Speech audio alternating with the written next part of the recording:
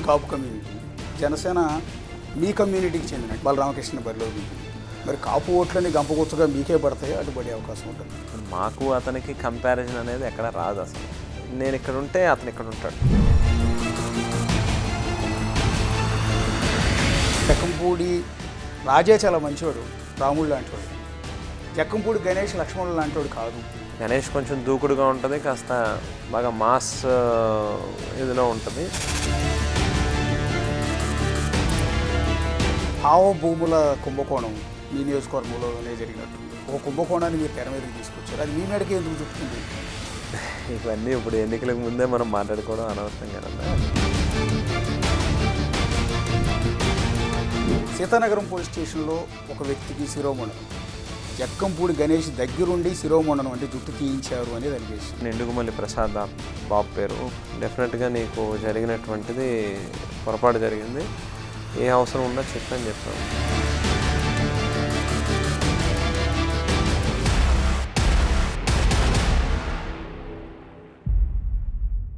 Yes Rajanagaram MLA Jakkampudi రాజా గారు ప్రస్తుతం మనకి స్టూడియోలో అందుబాటులో ఉన్నారు. రాజా గారు, జక్కంపూడి రామ్మోహన్ రావు గారి వారసుడిగా పాలిటిక్స్లోకి ఎంట్రీ ఇచ్చిన మీరు మొట్టమొదటిసారి అసెంబ్లీలో అడుగుపెట్టారు. ఎన్నిసార్లు అసెంబ్లీలో మాట్లాడారని అడిగితే లెక్క పెట్టుకోలేదు, కానీ బాగానే మాట్లాడాను. ఎన్నిసార్లు మాట్లాడాను లెక్క పెట్టలే, కానీ ఆల్మోస్ట్ దాదాపుగా ప్రతి సెషన్లోని కూడా మాట్లాడాను. అంటే చాలామంది కొత్తగా వచ్చిన ఎమ్మెల్యేలు ఒక్కసారి కూడా మాట్లాడిన వాళ్ళు చాలామంది ఉన్నారు. ఎందుకంటే బెరుకు కావచ్చు, భయం కావచ్చు, కొత్తగా అసెంబ్లీకి రావటం కావచ్చు, ఒకవేళ మనం మాట్లాడి తప్పు పడతారేమో అని అనుకోవచ్చు. చాలామంది సైలెంట్గానే ఉంటారు. కాన్స్టిట్యున్సీ సమస్యలు కూడా చాలామంది ప్రస్తావించరు. నేను బాగానే యూటిలైజ్ చేసుకున్నాను అసెంబ్లీని. స్టేట్ లెవెల్ ఇష్యూస్ మాట్లాడా, కాన్స్టిట్యున్సీకి సంబంధించినటువంటి అంశాలను కూడా ప్రస్తావించాను. మొట్టమొదటిసారి ఎమ్మెల్యేగా రాజానగరం ప్రజలు మిమ్మల్ని గెలిపించారు. అది కూడా తండ్రి మీ నాన్నగారి అడుగుజాడల్లో పాలిటిక్స్లోకి వచ్చిన మిమ్మల్ని అసెంబ్లీకి పంపించారు మీ ప్రజలు. అలా ఎమ్మెల్యేగా గెలిచిన ఈ 5 ఏళ్లలో జక్కంపూడి రాజానగరం నియోజకవర్గ డెవలప్మెంట్ కోసం, రాజానగరం ప్రజల కోసం ఏం చేశారు? అంటే రాజా స్టాంపు వేసేలా గడిచిన 5 ఏళ్ళ మా ప్రభుత్వంలో మేము అందించిన పాలన 5 మాటల్లో చెప్పాలంటే 1158 కోట్ల రూపాయలతో పెద్ద ఎత్తున మారుమూల గ్రామం నుంచి నియోజకవర్గ స్థాయి వరకు అభివృద్ధి కార్యక్రమాలు చేపట్టడం జరిగింది. మరో 1350 కోట్ల రూపాయలు దాదాపుగా ప్రజల అకౌంట్లలో నేరుగా వివిధ పథకాలకు సంబంధించినటువంటి సంక్షేమ పథకాల యొక్క లబ్ధిదారులకి నేరుగా ఎవరికి రూపాయలు లంచం ఇవ్వాల్సిన అవసరం లేకుండా వాళ్ళ అకౌంట్లో వేసినటువంటి డబ్బులు. 20,172 కుటుంబాలకి ఇళ్ళ పట్టాలను అందించడం జరిగింది. ఎక్కడో అడవిలోనో ఊరికి దూరంగానో మునిగిపోయే భూమిలో కాదు, నివాసయోగ్యంగా ఉండేటట్టుగా లబ్ధిదారుడు సంతృప్తిని వ్యక్తం చేసేటట్టుగా అన్ని వస్తువుల్ని కల్పించి ఊరికి దగ్గరగా ఇవ్వడం జరిగింది.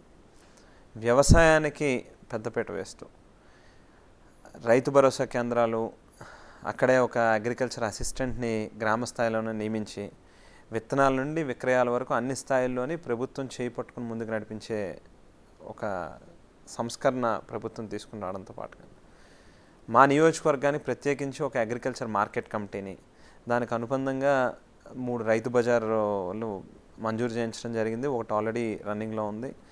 వాటితో పాటుగా అగ్రికల్చర్ గోడౌన్స్ నిర్మాణం చేస్తూ వచ్చినటువంటి దిగుబడులు కానీ పంటలు, విత్తనాలు వీటన్నిటిని కూడా సరైనటువంటి పంట సమయానికి అందించేదానికి అవసరమైన ఇన్ఫ్రాస్ట్రక్చర్ని కూడా డెవలప్ చేయడం జరిగింది. పిఎస్సిఎస్ సొసైటీ భవనాలు నిర్మించాం. అన్నిటికంటే ముఖ్యంగా గత ప్రభుత్వంలో రైతుకి మొదటి పంటకి నీళ్లు కావాలంటేనే పొలం గట్ల మీద, కాలువ గట్ల మీద పడుకుని ఎప్పుడు నీరు అందిస్తారని ఎదురు చూడాల్సిన పరిస్థితి ఉండేది. ఒక తడికి ఎకరానికి 300 నుంచి 500 రూపాయల డబ్బులు కలెక్షన్లు చేసినటువంటి రోజులు అవి. ఈవేళ ఏ రైతు కూడా ఎవ్వరికి రూపాయి ఇవ్వాల్సినటువంటి అవసరం లేకుండా మొదటి పంటకి మాత్రమే కాకుండా రెండవ పంటకి సైతం పెద్ద ఎత్తున సాగునీటిని అందించేటటువంటి కార్యక్రమం చేస్తాం. తద్వారా ప్రతి రైతు కూడా ఆర్థికంగా రెండో పంటను కూడా వేసుకోవడం వల్ల వాళ్ళు నిలదొక్కుకోగలిగేటటువంటి పరిస్థితి ఏర్పడింది. ప్రొక్యూర్మెంట్ సెంటర్స్ పెట్టాం. మెయిజ్, జోవారు, బెంగాల్ గ్రామ్, వీటితో పాటు తడిచినటువంటిది లేక రంగు మారినటువంటిది మొలకెత్తినటువంటి ధాన్యాలు కూడా ఎప్పుడైతే ప్రభుత్వం కొనుగోలు చేస్తూ ఉందో, పొరపాటున ఏదైనా ప్రకృతి వైపరీత్యం వస్తే రైతులు మామూలుగా తూర్పుకు తిరిగి దండం పెట్టేవారు. ఈవేళ ఆ పరిస్థితి పూర్తిగా మారింది. ఇది 4 అంశాలు. 5వ అంశానికి వస్తే, సహజంగా మనం శాసనసభ్యులనంటే ఎన్నికలు అయిపోగానే మళ్ళీ 5 ఏళ్ళ తర్వాత కదా ప్రజలతో పని, అప్పుడు చూద్దాంలే అని చెప్పని ముఖం చాటేసే పరిస్థితి వస్తుంది. గడిచిన 5 ఏళ్ళు ఎన్నికలకు ముందు ఏదైతే మాట ఇచ్చాం, అమ్మ నేను తమ్ముడు ఒక్క ఓటేస్తే ముగ్గురం పని చేస్తామని, మా ముగ్గురికి అదనంగా నా సతీమణి, తాను కూడా ఒక డాక్టర్ చదువుకుంది, ఎవరికైనా ఎక్కడైనా వైద్యపరమైనటువంటి అవసరాలు వస్తే వాళ్ళకి ఆరోగ్య సేవలు అందిస్తూ ఉంది. అన్నిటికంటే ముఖ్యంగా అంటే మా నలుగురితో పాటుగా నాన్నగారి పేరు మీద జక్కంపూడి రామ్మోహన్ రావు ఫౌండేషన్ ఏర్పాటు చేసి అనేక సర్వీసెస్ని ప్రజలకు అందిస్తూ ఉన్నాం.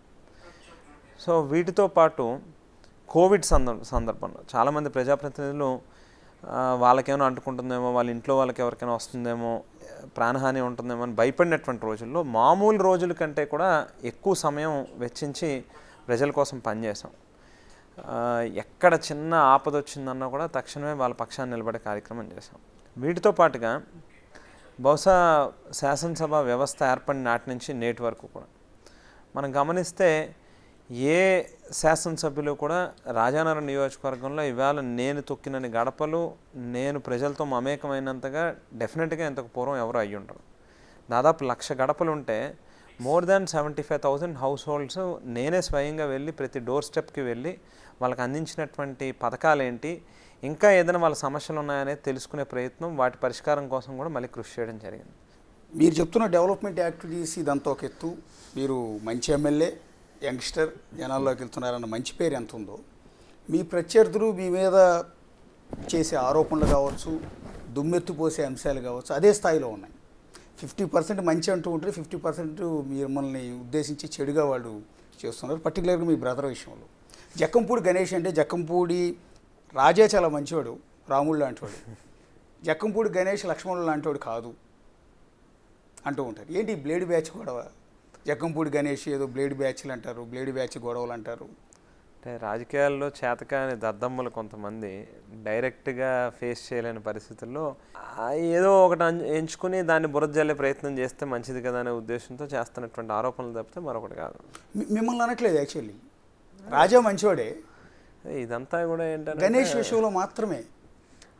ఆ క్వశ్చన్లోనే అర్థమవుతుంది కదండి, మీకు వచ్చిన ఇన్పుట్లోనే రాజా మంచోడు గణేష్ చెడ్డోడు అంటే ఇక్కడ రాజా వేరు గణేష్ వేరు కాదు. ఇది అమ్మ నేను తమ్ముడు ముగ్గురు ఒక కాంబినేషన్, మేము ముగ్గురం కలిస్తేనే జక్కంపూడి అనేటువంటిది, అంతే తప్పితే రాజా వేరు గణేష్ వేరు అని కాదు. కాకపోతే ఒక అప్రోచ్ అనేటువంటిది నాది వేరేగా ఉండొచ్చు, గణేష్ వేరేగా ఉండొచ్చు. గణేష్ కొంచెం దూకుడుగా ఉంటుంది, కాస్త బాగా మాస్ ఇదిలో ఉంటుంది, నేను కొంచెం ఆలోచనతో కాస్త జాగ్రత్తగా ఒక్కొక్క అడుగు వేయచ్చు. బట్ అదర్వైజ్ ఇవాళ చూస్తే ప్రజల్లోకి వెళ్ళి అడిగితే డెఫినెట్గా ఎవరికైనా కష్టం వస్తే ఆపద వస్తే డెఫినెట్గా అక్కడ జక్కంపూడి గణేష్ ఉంటాడు. ఆవ భూముల కుంభకోణం మీ నియోజకవర్గంలోనే జరిగినట్టుంది. ఆ కుంభకోణంలో భూముల వ్యవహారానికి సంబంధించి మీ మీద కూడా కొన్ని ఆరోపణలు వచ్చాయి. అంటే మీ పార్టీ వాళ్ళు కొంతమంది చేసినట్టున్నారు ఆరోపణలు. అవి పుట్టించారా, నిజంగా కుంభకోణంలో మీ పాత్ర ఉందా అనేది ఎవరికి క్లారిటీ లేదు. ఎన్నికల ముందు ఇవాళ మీరు ప్రజల ముందుకు వస్తున్నారు కాబట్టి దాని మీద క్లారిటీ ఇచ్చి ఓట్లు అడగడానికి వెళ్ళాల్సిన అవసరం ఉందనేది నా ఉద్దేశం. ఆవా ల్యాండ్స్ అనేటువంటి ప్రస్తావన రాష్ట్రంలోనే మొట్టమొదట ప్రస్తావించినటువంటి వ్యక్తిని నేను.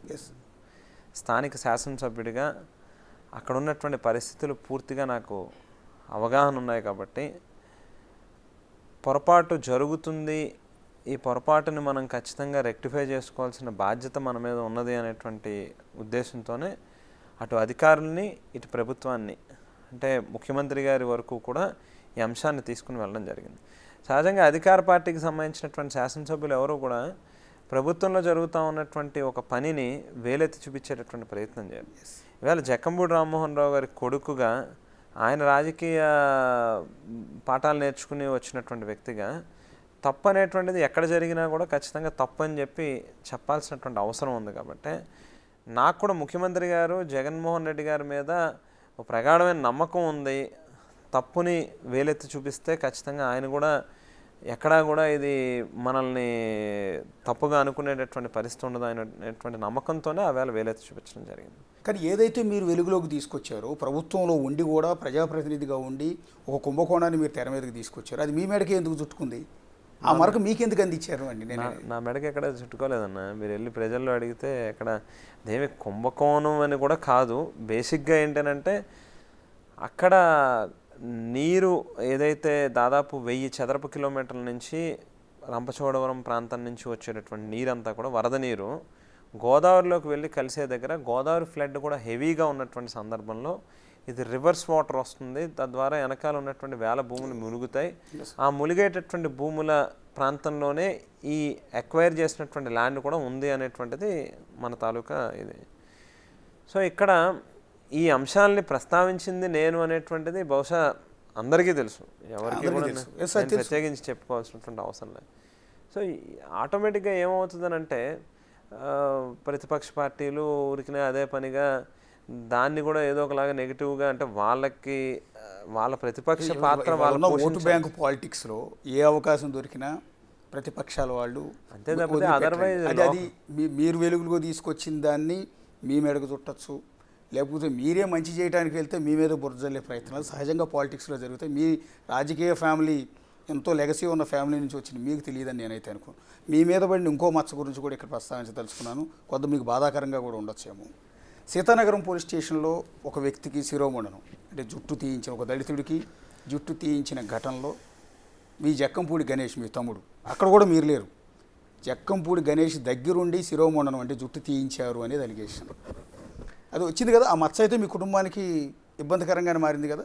బేసిక్గా ఏంటనంటే అన్న, అక్కడ ఒక రోజు నైట్ ఒక ఇన్సిడెంట్ జరిగింది.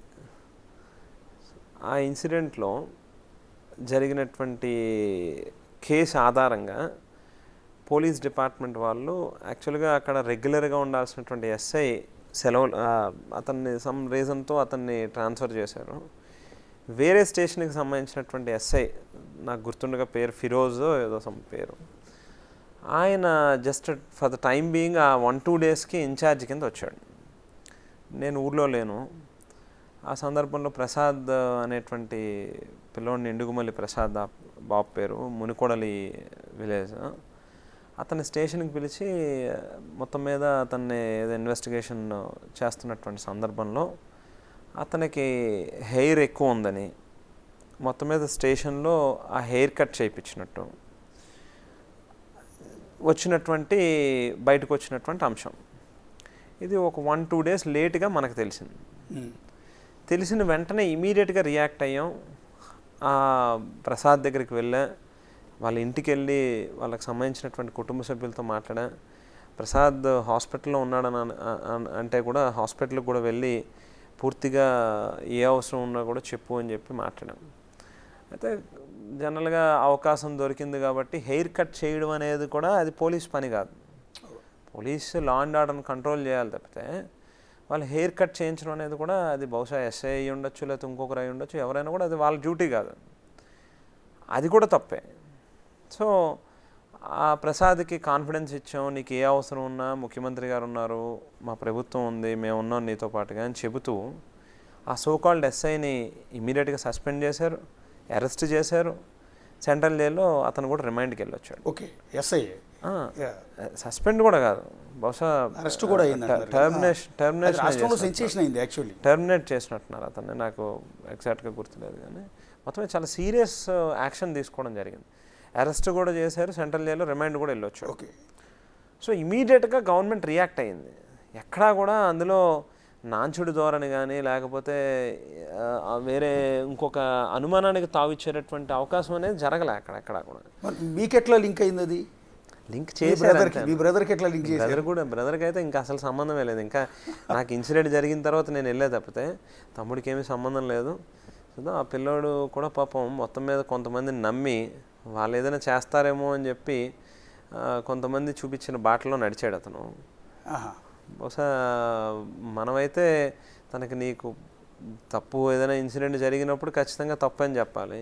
హెయిర్ కట్ అనేది కూడా పోలీస్ డిపార్ట్మెంట్ వాళ్ళ పని కాదు. పోలీస్ స్టేషన్లో హెయిర్ కట్ చేసిన మాట నిజం, చేశారు హెయిర్ కట్ చేశారు, గుండు చేశారు, చేశారు అని హెయిర్ కట్ చేశారు అనేది. సో అదైనా కూడా తప్పే. ఖచ్చితంగా స్టేషన్లో హెయిర్ కట్ చేయించాల్సిన అవసరం మనకు లేదు. అది చేయడం తప్పే కాబట్టి ఇమీడియట్గా యాక్షన్ తీసుకున్నారు. సో తనకి నేను తర్వాత కూడా నెంబర్ ఆఫ్ టైమ్స్ కలిసినప్పుడు నీకు ఏ అవసరం ఉన్నా చెప్పు, డెఫినెట్గా నీకు జరిగినటువంటిది పొరపాటు జరిగింది, ఏ అవసరం ఉన్నా చెప్పని చెప్పాము. ఎక్కడా కూడా ఆ ఇన్సిడెంట్కి మాకు ఏ రకమైనటువంటి కనెక్షన్ అనేటువంటిది లేదని అందరికీ తెలుసు. ఆ కాన్షియన్స్ వరకు తెలుసు. కానీ ప్రొజెక్షన్ మీరు అన్నట్టే అది మీడియాలో తప్పుడు ప్రచారం అయి ఉండొచ్చు, కావాలని చేయించిన ప్రచారం అయి ఉండొచ్చు. మిగిలిన కాన్స్టిట్యున్సీలు పక్క రాష్ట్రం తెలంగాణ కావచ్చు, లేకపోతే అదే రాష్ట్రంలో మిగిలిన నియోజకవర్గాల వాళ్ళు నిజమేనేమో ఎమ్మెల్యే తమ్ముడే చేయించాడేమో అనుకుంటారు మీరు చెప్పే వరకు, మీరు క్లారిటీ ఇచ్చే వరకు. తెల్లారు లెగిస్తే మాతో ఉండేది ఎస్సీలేనన్న. అందు గురించి ఎస్సీలతో మా రాజకీయ భవిష్యత్ అంతా కూడా ఆధారపడి ఉన్నటువంటిది. తెల్లారు లేస్తే రోజు మాకు వాళ్ళకి కూడా ఆ అటాచ్మెంట్, ఆ బాండింగ్స్ అనేటువంటివి ఉన్నాయి. పూర్వం మా ఫాదర్ టైం నుంచి కూడా, ఈవేళ కొత్తగా కాదు, పూర్వం నుంచి కూడా అటాచ్మెంట్స్ ఉన్నాయి. సో ఎవరు జనరల్గా ఎస్సీలు అనేవాళ్ళు బహుశా పోనీ మీరు అన్నట్టుగా మా నియోజకవర్గం మాత్రమే కాదు, even at least East Godavari district వరకునైనా ఎస్సీలు ఎక్కడా కూడా ఆ మాదిరిగా జక్కంపూడి ఫ్యామిలీ ఎస్సీల విషయంలో ఈ మాదిరిగా ప్రవర్తిస్తుంది అని అంటే ఖచ్చితంగా నమ్మరు. ఇప్పుడు గోదావరి జిల్లాల అని కాదు, గోదావరి నది ప్రవహించే తెలంగాణ కావచ్చు, ఆంధ్ర కావచ్చు, ఆ తీర ప్రాంతాన్ని ఆనుకుని ఉన్న ఎమ్మెల్యేలందరికీ ఒక బిరుదు ఉంటుంది. ఏంటంటే గోదావరి ఉంటుంది, గోదావరిలో నీళ్లు ఉంటే నీళ్ళ కింద తీసుకుంటుంది. కానీ ఇసుకుని ఆ ఎమ్మెల్యే అమ్ముకుంటున్నాడన్న ఆ చెడ్డ పేరు కూడా ఉంటుంది. ఆ లిస్టులో మీ పేరు కూడా ఉంది. నిజంగా హైదరాబాద్కి నిత్యం మీ దగ్గర నుంచి 100 లారీలు ఇసుక అమ్ముకుంటారు అనేది ఇది ప్రచారం మాత్రం. నేను అంటుంది మీ మీద బురద నేను అనట్లా, రెగ్యులర్గా నేను విన్నది చదివింది మీకు చెప్తూ వల్ల మీ క్లారిటీ ఇప్పించడం కోసం. మీరే చెప్పారు, మీ ప్రశ్నలోనే సమాధానం ఉంది. సహజంగా గోదావరి ఉంటుంది, గోదావరిలో నీళ్ళు ఉంటాయి, నీళ్ళ కింద ఇసుక ఉంటుంది అనేది ఉండంగానే ఆటోమేటిక్గా ఆరోపణ ఉంటుంది అనేది. అవును. బట్ ఇక్కడ మనం చూస్తే తెల్లగా కనిపించేయన్ని పాలు కాదు, లేకపోతే నల్లగా కనిపించేయన్ని ఇంకోటి కాదన్న. ఇసుక ఉన్నంత మాత్రాన అందరూ దోపిడీ చేస్తారనేది అది అవాస్తవం. అది ఉపయోగించుకునే వాళ్ళు గతంలో చేసినటువంటి వాళ్ళు చేశారు. ఈవేళ మీరు వెళ్ళి సీతానగరం మండలంలో అడిగితే ఎవరినైనా కూడా గతం ఏంటి ఈవేళ ఏంటి అనేటువంటిది వాళ్ళే చెప్తారు. పోనీ ప్రజలను అడగడమే ఆ పక్క ఉంచండి, ఇంకెంత మహా అయితే ఇంకొక 45 రోజులు ఉంది సమయం. రేపు ఎన్నికల ఫలితాలు వచ్చిన తర్వాత మళ్ళీ ఇంకోసారి కలుద్దాం మనం. ఆ రోజు మీరే చెప్తారు సీతానగరం మండలం అనేటువంటిది ఎంత మెజారిటీ నాకు వచ్చింది, ప్రజలు ఎంతగా నా పట్ల అభిమానం చూపిస్తూ ఉన్నారు, గడిచిన 5 ఏళ్ళు మా సర్వీసెస్ ఏ మాదిరిగా అందని, ఈ అవినీతి అక్రమాలు అనే దానికి పూర్తిగా ఎంత దూరంగా ఉన్నాం అనేది ప్రజలు చెప్తారు. శాండ్ ఫ్రీ అనేటువంటి ఒక ఇది బయటికి భ్రమ కల్పిస్తూ ఇంటర్నల్గా TDP leaders, local MLAs, right from Lokesh దగ్గర నుంచి మొదలుపెట్టి ఓ మామూలు కార్యకర్త వరకు కూడా తెలుగుదేశం పార్టీ వాళ్ళు ఆదాయ వనరు కింద ఉపయోగించుకున్నటువంటి పరిస్థితి.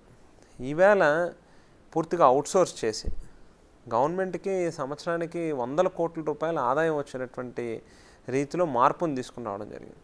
సో వాళ్ళు 100 కోట్ల రూపాయలు గవర్నమెంట్కి ఫీజులు కడుతూ, గవర్నమెంట్కి సంబంధించినటువంటి ఇవన్నీ కడుతూ డబ్బులు మళ్ళీ తిరిగి లోకల్లో ఎమ్మెల్యేలో లేకపోతే ఇంకొకరిలో చేసేదానికి ఎట్లా పర్మిట్ చేస్తారు? అసలు అది అయ్యేదే కాదు. అందుకని అవన్నీ ఊరికనే అవతల వాళ్ళ మీద బురద జల్లేస్తే వాళ్ళే కడుక్కుంటారు అనేటువంటి లెక్క తప్పితే అసలు ఇసుక అక్రమంగా తవ్వకం అనేది రాజానగరం నియోజకవర్గంలో ప్రసక్తే లేదు. ఎన్నికలకు సిద్ధమైపోయి ఉంటారు. ఆల్మోస్ట్ మీరు గడపకు తిరిగారు. జగన్ గారు ర్యాంక్ ఇచ్చారు మీకు? గడపకు తిరిగి ఎక్కువ గడపలు టచ్ చేసిన ఎమ్మెల్యేలకి ర్యాంకింగ్ కూడా ఇచ్చారు. ఆ మధ్య ర్యాంక్ ఎంత ఇచ్చారనేది తెలియదు, కానీ ఓవరాల్గా అయితే డెఫినెట్గా ఎప్పుడూ కూడా అప్ టు ద మార్కే ఉన్నాం అన్న. ఎప్పుడూ రైట్ ఫ్రమ్ ఆవేళ ప్రతిపక్షంలో ఉన్నప్పుడు కార్యక్రమాల నిర్వహణ కానీ, ఇవాళ అధికారంలో ఉండగా ప్రభుత్వ పథకాలని ప్రజల్లోకి తీసుకెళ్లే కార్యక్రమం కావచ్చు, లేకపోతే ప్రజలకు అందుబాటులో ఉండడం కావచ్చు, గడప గడపకి మన ప్రభుత్వం కావచ్చు, ఎనీ కైండ్ ఆఫ్ ప్రోగ్రామ్ అన్నిటిలోనే కూడా ఎప్పుడూ ముందే ఉన్నాం తప్పితే వెనకబడి అయితే ఎప్పుడూ లేము. ఇప్పుడు నెక్స్ట్ మీ ప్రత్యర్థి ఎవరైతే ఉన్నారో మీ మీద ఎన్నికల్లో పోటీ చేస్తున్నారు, ఈసారి జనసేనకి ఆ సీటు కేటాయించారు. పవన్ కళ్యాణ్ మొట్టమొదటి అనౌన్స్ చేసిన సీటు కూడా రాజానగరం. అంటే మీ మీద ఎంత కాన్సన్ట్రేషన్ ఉందో చూసుకోండి, పవన్ కళ్యాణ్కి, టీడీపీకి, బీజేపీ, ఆ కూటమికి. సో ఫస్ట్ క్యాండిడేట్ ఆయన మీ శిష్యుడే అనుకోండి కదా, మీ దగ్గర మీ చుట్టూ మీ ఫ్యామిలీతో తిరిగిన అటాచ్మెంట్ ఉన్న వ్యక్తి ఏమో కదా? మా శిష్యుడు కాదు, అంత అటాచ్మెంట్ బలరామకృష్ణ. జస్ట్ షార్ట్ స్పాన్లో అలాగ మెరుపు తీగలాగా వచ్చి వెళ్ళిపోయిన వ్యక్తి ఆయన. అంటే మొత్తం మీ మీ మీ కూటమిలో మన దగ్గర మీ నుంచి సర్క్యూట్లో ఉన్న వ్యక్తి, మన దగ్గర నుంచి వెళ్ళినటువంటి వ్యక్తి ఆయన. మరి ఆ వ్యక్తి ఇప్పుడు మీ మీద బరిలోకి దిగబోతున్నారు. చూడాల్సింది ఏంటంటే అన్న, క్రెడిబిలిటీ కానీ పబ్లిక్ రిప్రజెంటేటివ్కి ఉండాల్సినటువంటి ఏవైతే లక్షణాలు ప్రజలు కోరుకుంటారు, అక్కడ కంపారిజన్ అనేది వస్తుంది. ఆ కంపారిజన్ వచ్చినప్పుడు నాకు అతనికి, నేను ఇక్కడ ఉంటే అతను ఇక్కడ ఉంటాడు, ఆ ఇద్దరికి ఆ డిఫరెన్స్ అనేది కనిపిస్తుంది ప్రజలకి. అతను ఈవేళ నిజంగా ధైర్యమే ఉంటే, నమ్మకమే ఉంటే, అతని సొంత గ్రామంలో ఎంపీటీసీకి మా పార్టీ బ్యానర్ మీద ముఖ్యమంత్రి గారి ఫోటో, మా ఫోటోలు చూపించుకుని మా కార్యకర్తల యొక్క శ్రమతో ఎంపీటీసీకి గెలుపొందాడు. మేము అడుగుతూ ఉన్నాం చాలాసార్లు, నువ్వు వేరే పార్టీకి వెళ్ళినప్పుడు మా పార్టీ గుర్తు మీద ఫ్యాన్ గుర్తు చూపించి, మా ఫోటోలు చూపించి, మా కార్యకర్తల శ్రమతో గెలిచినటువంటి ఆ పదవికి రాజీనామా చేయి స్వామి, మళ్ళీ గెలువు పోటీ చేసి, అప్పుడు మేమే నీకు గొప్పోడివి అని చెప్పి బిరుదిస్తాం, చప్పట్లు కొడతాం, దేవుడివి అని చెప్తాము అని అన్నాం.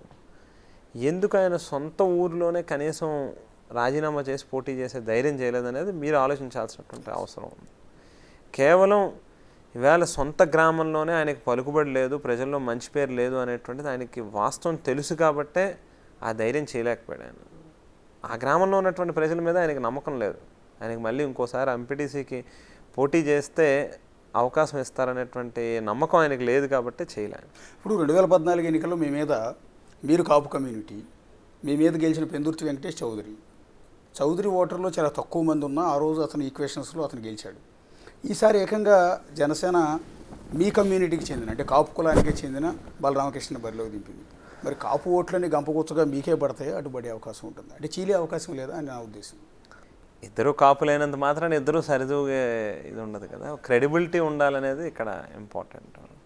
ఇప్పుడు మాకు అతనికి కంపారిజన్ అనేది ఎక్కడ రాదు అసలు. అంటే 60,000కు పైగా కాపు ఓట్లు ఉన్నాయండి.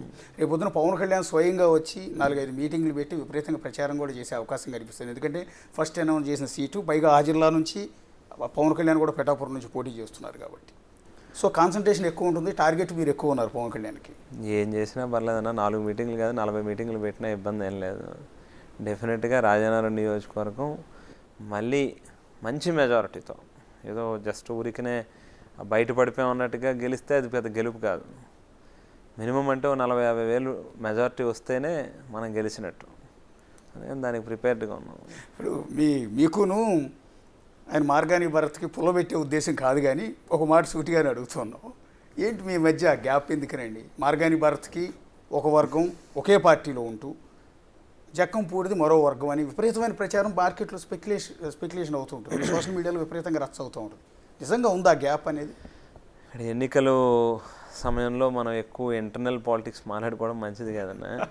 అల్టిమేట్గా ఏదైనా వైఎస్ఆర్ కాంగ్రెస్ పార్టీ అభ్యర్థి నాకు నచ్చిన వ్యక్తి అయినా నచ్చని వ్యక్తి అయినా నాకు పార్టీ గెలవాలి, ముఖ్యమంత్రిగా మళ్ళీ జగన్మోహన్ రెడ్డి గారు ఆ స్థానంలో కూర్చోవాలి.